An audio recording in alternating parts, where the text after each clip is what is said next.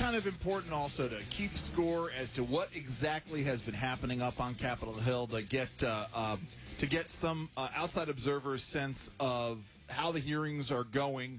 I wanted to bring on, we've had him on before, I believe, Alex Smith from America Rising.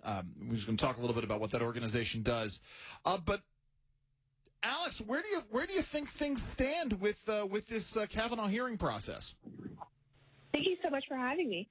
You're welcome. I think that where things stand is that the Democrats really put on full display just how desperate they are to stop this nomination and how few cards they have left to play, just by some of their desperate tactics that they were engaging in.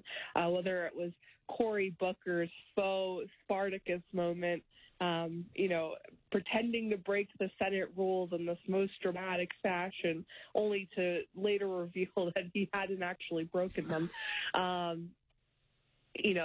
Or Kamala Harris's teasing that she had some special information that she in fact didn't have.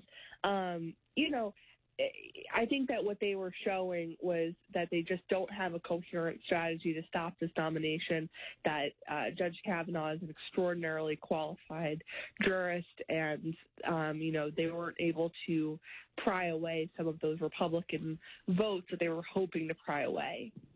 Alex, actually, real quick, as a matter of housekeeping here, are we? I may have missed this. Are we not supposed to refer to you as Alex Wilkes? Which are you preferring these days?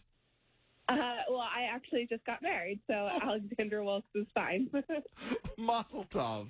I appreciate that. Listen, I get things that come across my transom, and nobody, for whatever reason, Alex, nobody seems to report the important news that you got married. Congratulations on that. So Thank you. Let's go here. I mean, because the two stories I think are intertwined. And by the two stories, I mean the Kavanaugh nomination and the circus that's going on Capitol Hill, and then this New York Times anonymous op-ed situation. I want to go. What's your impression of this? We had on Phil Kerpen from American Commitment earlier. He seems to think that this is genuine, but it is somebody who's sort of overstating their importance. I offered the theory that this is some great ploy by the inner circle, Trump's inner circle, just to see if the White House would print it. Where do you come down on this, and do you think the two stories are interrelated? Well, look, I think that I think that the president has a right to, be concerned with who this individual is and to try to seek him or her out. Because, this is a story that's gripped Washington and to a certain extent the nation. But, on the other hand, I think that the president is doing what he needs to do politically to be successful in this midterm election. He was just campaigning out in Montana. That's one of our red states where we have a Democratic senator who's up for re-election with John Tester. And he pointed to the crowd and he said, if I end up getting impeached, you know who I'm going to blame? And everyone's sitting there thinking, "Oh, Democrats or media." No. He said, "I'm going to blame you." And I think that he, at least in public, if he's encouraging the base and he's encouraging voters to be thinking about the election rather than the identity of this individual, I think that that's probably the most productive way to handle this situation. That being said,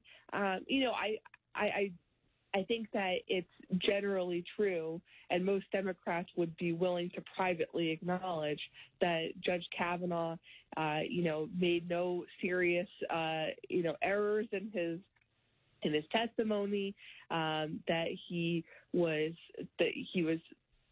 very charming, that he was likable, that he was clearly very smart and knowledgeable, and that was on full display. So I think that this other story that was gripping the headlines was definitely sort of a distraction from that, and to a certain extent, it sort of took the spotlight away from this circus, which eventually is going to not play out so well for the Democrats.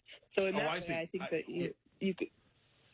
No, go ahead. You're about to make the point. So in that way, I think you could say that they're related insofar as Democrats and the media, I think, are sort of now focused on this because they know that the hearing was a success for Republicans, that it was a success for anyone who believes in an originalist jurisprudence, as we as conservatives do, and I think that politically they're looking to sort of focus on something else. My guest is Alex Wilkes. She's the executive director at America's Rising PAC. And let me ask you this, because you have a JD from a great university, Seton Hall, but you've been involved. I want to present a theory to you about the author of this anonymous letter. You've worked amongst. This is not going to be millennial bashing at all. Mm-hmm. This is, however, going to be late 20-something, early 30-something bashing, because I know it's going to be hard for everybody to believe, but I was a late 20, early 30-something working in Washington, D.C. And as you all can imagine, if you've spent any time listening, I was a bit of an arrogant. Actually, I probably wasn't an arrogant jerk, but I certainly had a high opinion of myself between ages, let's say, 27 and 33, and believed I knew best about things. I get the sense, and maybe you might be able to weigh into this. Do you think that this person sort of falls into that mid-level category where they think they are far more important than they really are, and that they somehow have to be? I mean, anytime somebody like that uses the adult in the room, I immediately sort of give them the mental side eye. What are your thoughts? I think that's an apt description for pretty much anyone in Washington. I think everyone in Washington thinks that they're more important than they actually are. Yes. And look, I think that there's always a tendency in D.C. to self-aggrandize, that people really want to, put on display their qualifications, whether it's at happy hours or in a New York Times opinion editorial. Everyone wants to sort of overstate just how critically important they are. And I think that, this is exactly what this person wanted us to do, is for everyone to be speculating, for pundits on CNN to be sort of like breathlessly talking about just how important this individual must be. Again, I think that it's certainly newsworthy. It's definitely it's a story of interest, but from a political perspective, I think that the president is best served by focusing the base's attention to the midterms and really pointing people to what he did a few nights ago, which is the fact that Democrats are set on impeachment. Elizabeth Warren in the Senate, she's come out in favor of invoking the 25th Amendment. So, I mean, these are oh my God.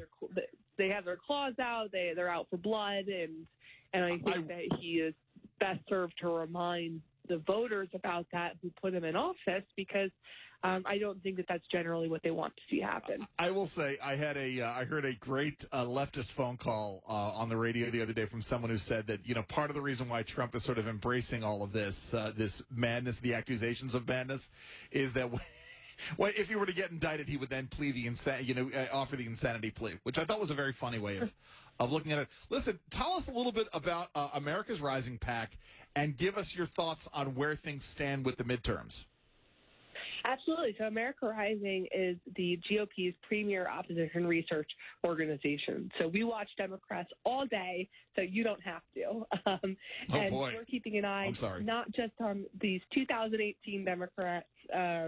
We're also keeping an eye on the people who are running for 2020, some of whom were on full display in the Senate Judiciary Committee this past week with their various theatrics and clownery. So, we're really keeping an eye on all of these guys, and we use our full system to do so.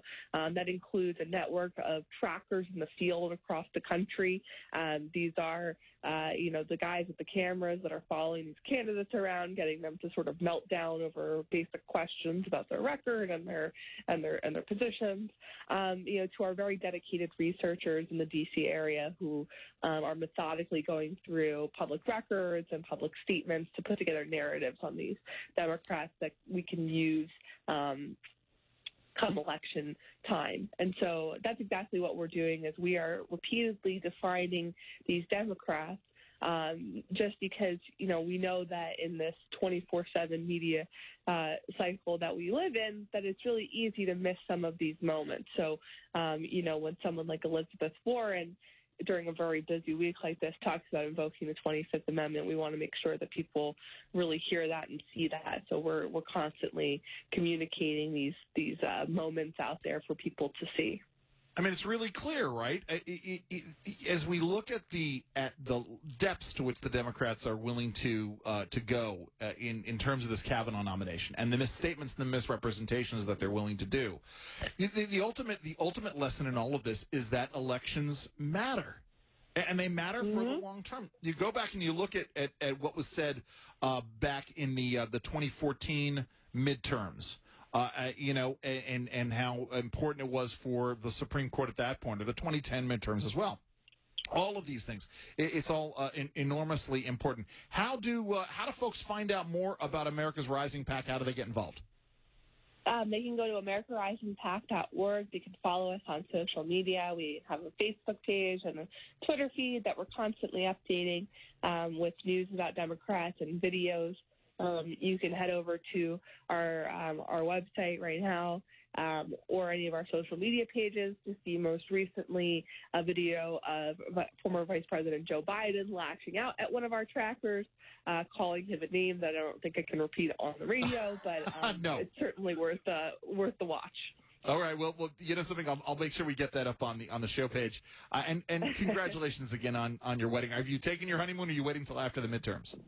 No, we actually took it right in between that Labor Day sort of lull. Week. So there you go. I'm ready and refreshed for the midterm elections. Well, welcome back, Alex Wilkes. We appreciate it. Thank you very much for joining us this morning.